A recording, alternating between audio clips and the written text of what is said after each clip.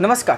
आज कोजागिरी पौर्णिमा आहे. आपण ह्या कोजागिरी पौर्णिमेचं काय महत्त्व आहे ते ह्या व्हिडिओमार्फत जाणून घेऊयात.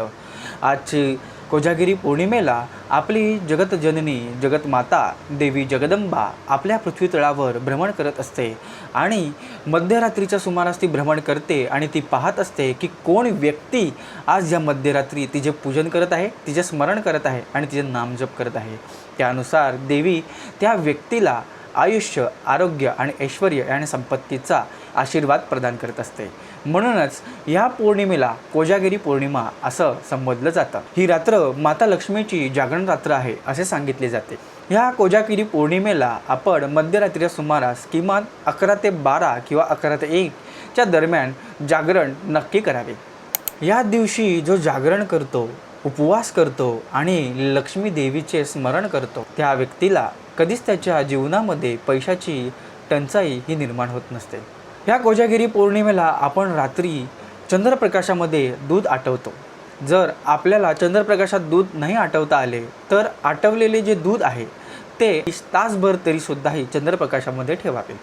हे असे आपण का करतो?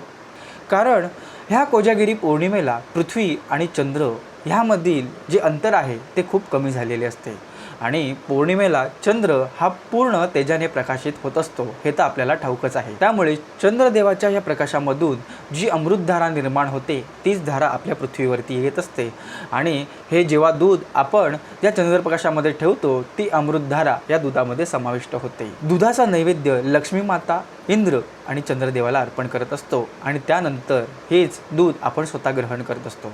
असे केल्याने तो व्यक्ती त्या वर्षभरामध्ये सदैव निरोगी राहतो असा त्याला आशीर्वाद प्राप्त होतो आणि हे रात्रीचं जागरण केल्यामुळे लक्ष्मी माता, इंद्रदेव आणि चंद्रदेवताचा आपल्याला आशीर्वादसुद्धाही प्राप्त होत असतो.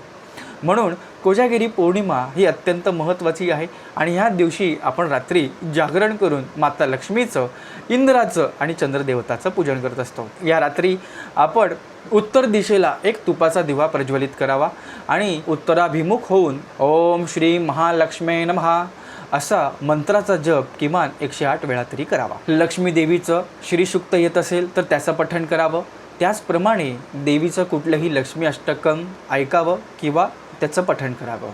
कुठल्याही प्रकारचं नामजप आपल्याला देवीचा जो सोप्या पद्धतीने आपल्याला येत असेल तर तो सुद्धाही करावा आणि ह्या दिवशी ह्या रात्री आपण जागरण करून देवीचा आशीर्वाद प्राप्त करून घ्यावा. धन्यवाद.